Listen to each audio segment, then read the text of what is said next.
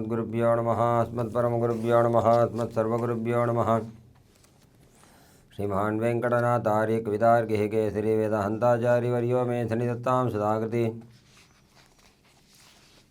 ज्ञानानन्दमयं देवं निर्मलस्फटिकाकृतिम् आधारं सर्वविद्यानां हयग्रीवमुपास्महे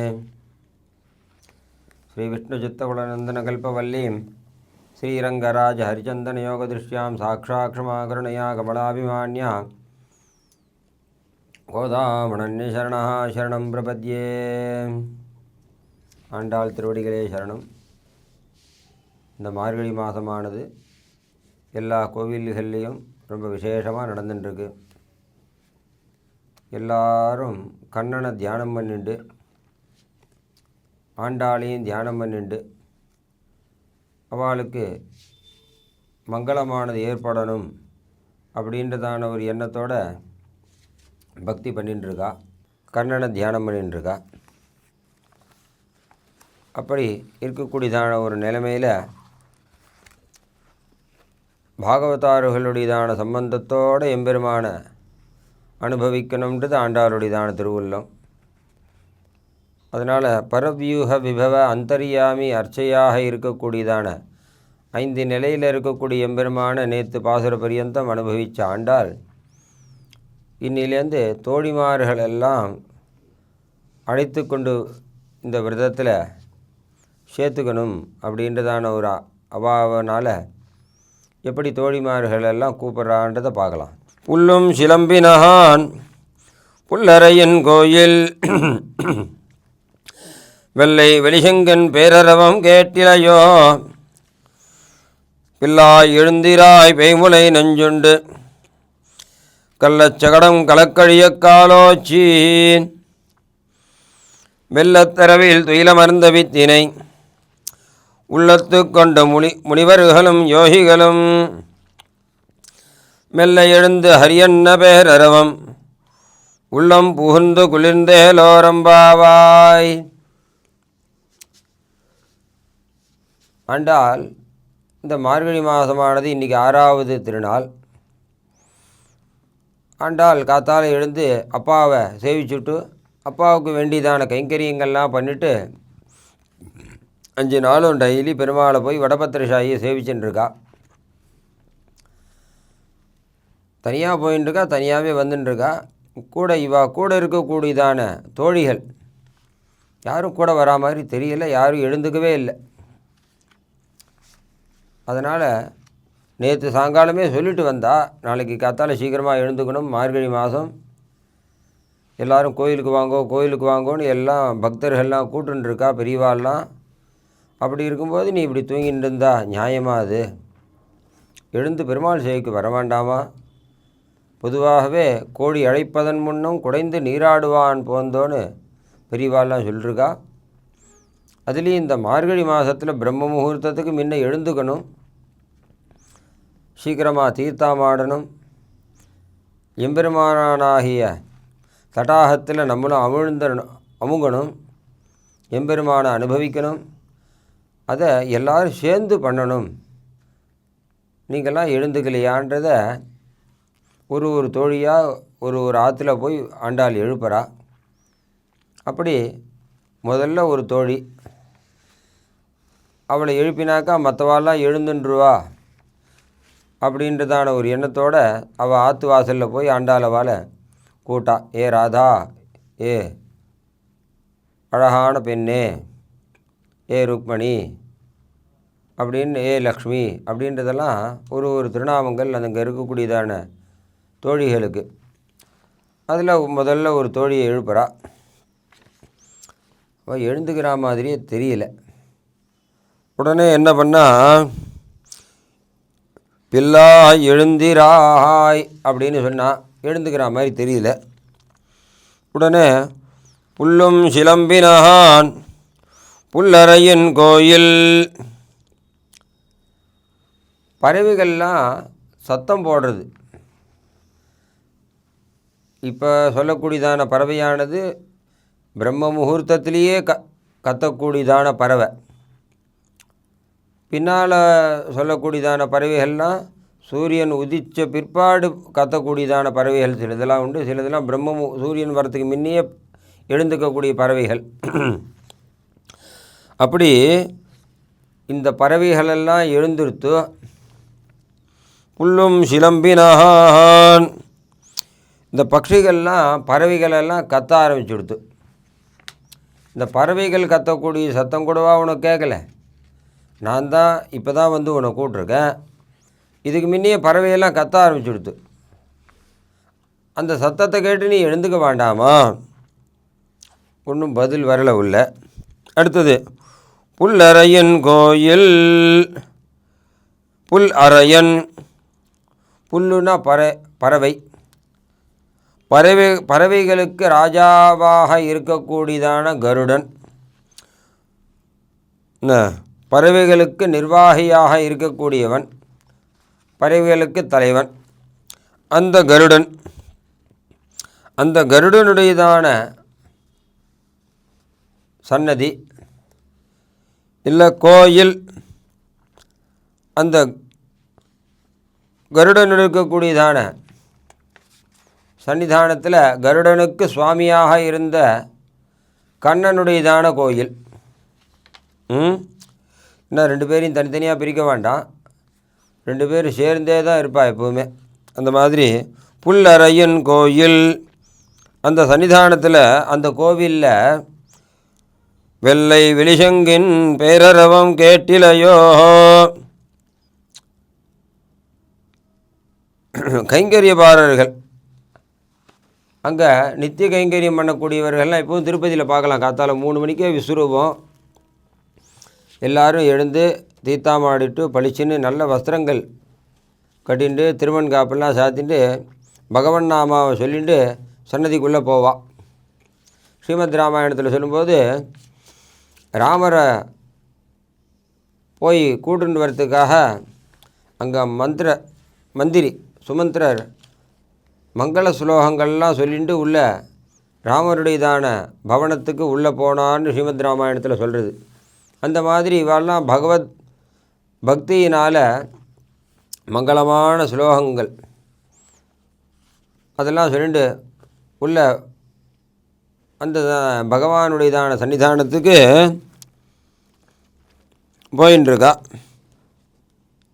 போகும்போது என்ன பண்ணுவான்னா, வெள்ளை வெளிசங்கின் பேரரவம் கேட்டிலையோ. சங்கு ஊதுறதுன்றது ஒரு வழக்கம் இன்றைக்கும் கிராமங்களில் பார்க்கலாம். கிராமங்களில் அந்த சங்கநாதமானது என்ன கொடுக்கும்னா, எப்பேற்பட்ட துஷ்டர்களையும் நிகிரகம் பண்ணும், சிஷ்ட பரிபாலனமும் அது பண்ணும். ஏற்கனவே நம்ம பாசுரத்தில் பார்த்தோம்.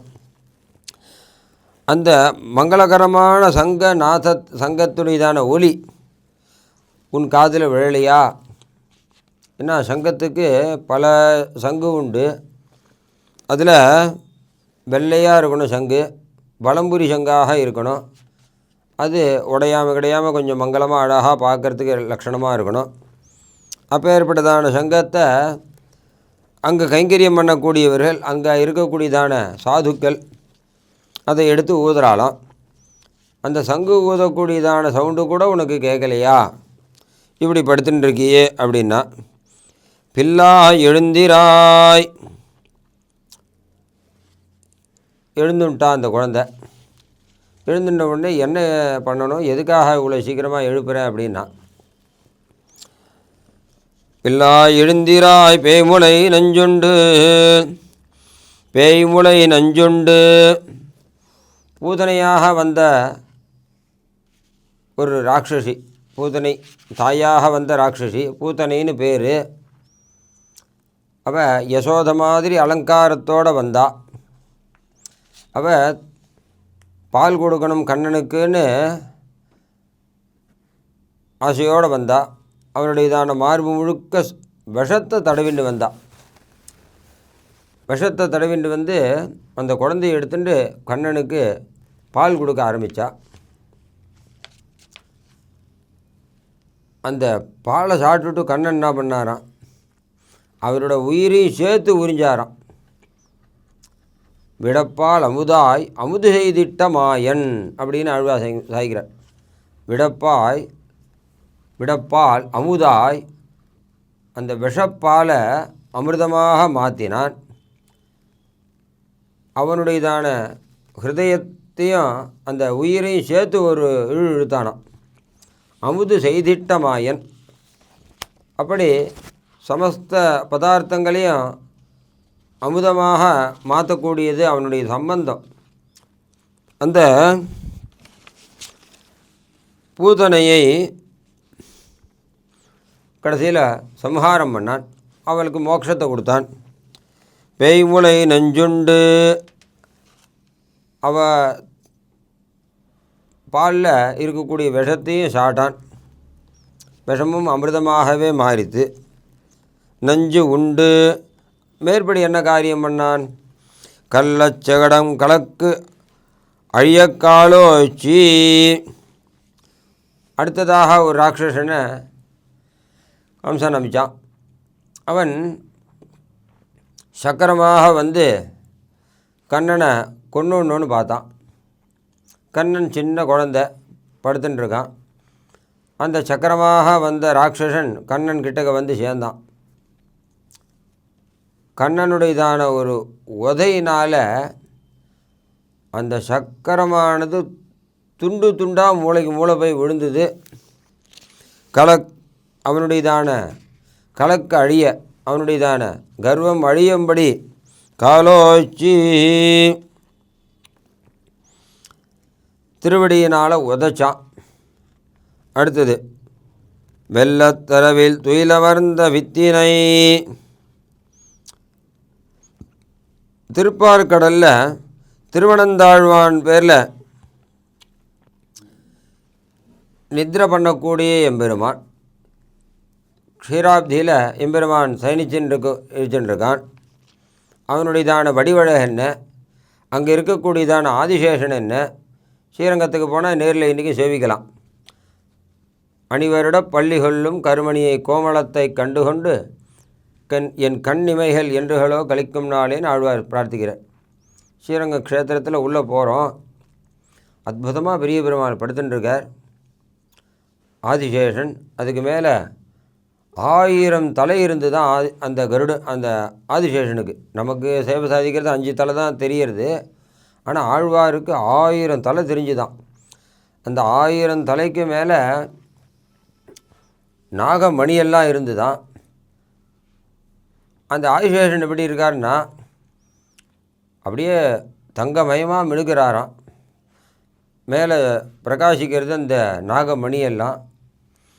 அதுக்கு மத்தியத்தில் பெரிய பெருமாள் படுத்துட்டுருக்கார்.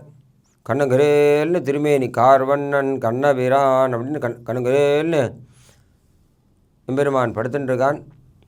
இந்த தங்கமயமான இருக்கக்கூடிய ஆதிசேஷன், அதுக்கு மேலே இருக்கக்கூடியதான நாகமணி, அதெல்லாம் பார்த்தா 1000 சூரியன்கள் ஒரு நிமிஷத்தில் உதயமான மாதிரி தெரிகிறது.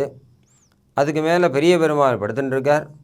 அவருடையதான கிரீட்டம் எப்படி, அவருடையதான திருமுக மண்டங்கள் என்ன, ஜடாமண்டல சம்யுக்தாய நமஹா அப்படின்னு அவருடையதான ஜடை என்ன, கண்ணனுக்கே ஏற்பட்டது அந்த ஜடை அப்படி சுருண்டு சுருண்டு இருக்கக்கூடியதான முடி, அதுடையதான அழகென்ன, அழகான கழுத்து, திருத்தோல், திருவாழி, திருச்சங்கம், அதுக்கு கீழே இறங்கினா வனமாலைன்றதான ஒரு மாலை, திருமார்பல மகாலட்சுமி, ரங்கநாயகி தாயார், அகலகில்லே நிறையுமென்னு அலர்மேல் மங்கை உரைமார்பா, யக்ஞோபவீதம் பூணல், அதுக்கப்புறம் அரைஞான் கயிறு, திருத்தொடை, அதுக்கப்புறம் திருவடி. இந்த திருவடியில் பார்த்தா பிரம்ம கடிக்கின பாதம் உழு அப்படின்னு ஆழ்வார் அங்கே அன்னமாச்சாரிய சுவாமி சாதிக்கிற மாதிரி பிரமணி சூப்பின பாதம் உழு அப்படின்னு சொல்கிற மாதிரி மகரிஷிகள்லாம் பிரார்த்தனை பண்ணதான அடையாளங்கள்லாம் அங்கே தெரியறது. அது தவிர பரம யோகிகள்லாம் சமர்ப்பித்த புஷ்பங்கள்லாம் அங்கே இருந்துட்டுருக்கு. இப்போ ஏற்பட்டதான உயர்ந்ததான திருவடி, இதை பார்த்துட்டு நின்னோம்னா யுகங்கள் போகிறது கூட தெரியலையாம். இப்படி பல ஊழிகளானது போயின்னு இருக்கு அப்படிஞ்சு அது போனதே தெரியல. அதனுடையதான ஒரு அழகானதில் அப்படி மூழ்கி இருக்கோம் அப்படின்றதான ஒரு விஷயம்.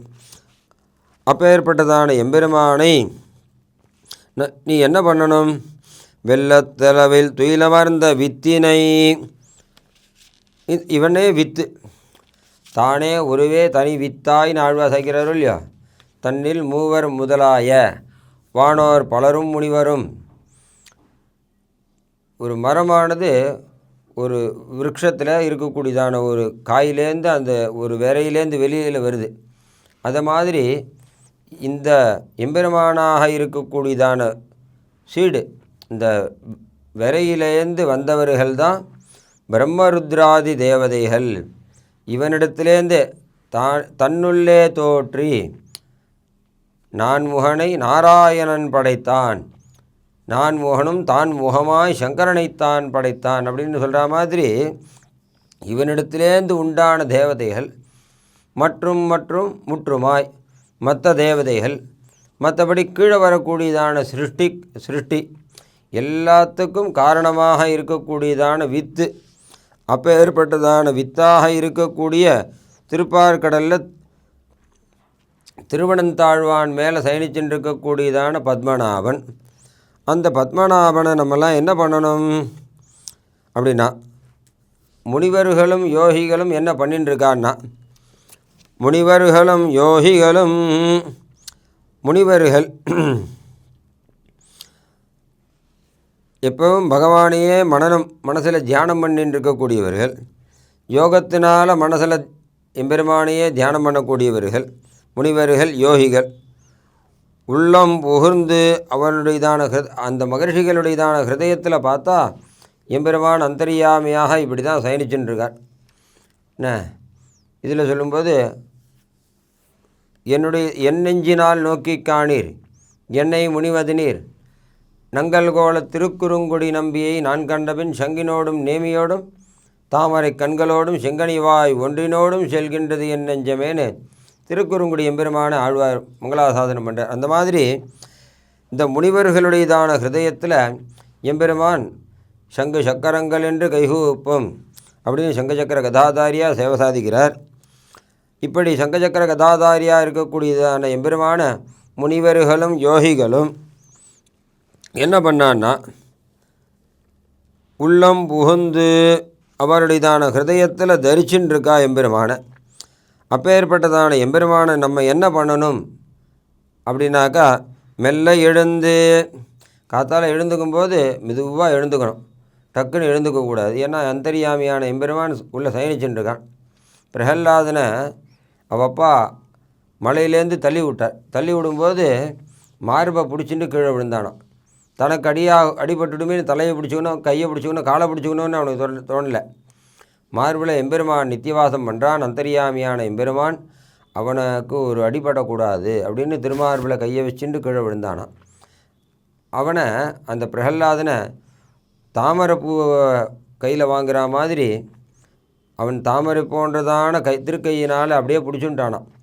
அப்பேற்பட்டதான எம்பெருமான் என்ன ஹரின்னு திருநாமம். பிரகல்லாதன் எம்பெருமானுக்கு ஹரி அப்படின்னு கூப்பிட்றார். அப்பேற்பட்டதான, ஏன்னா ஹரின்றதான சப்தமானது நம்மளுடையதான ஹிருதயத்தில் இருக்கக்கூடியதான தோஷங்கள் எல்லாத்தையும் விலக்கி சமஸ்த பாபங்கள்லேருந்தும் ரட்சிக்கிறது. ஹரேர்நாம ஹரேர்நாம ஹரேர் நாமைவ கேவலம் கலவு நாஸ்தியேவ நாஸ்தியேவ நாஸ்தியேவ கதி நிர்மதான்னு நாரத சம்ஹிதையில் சொல்கிறது.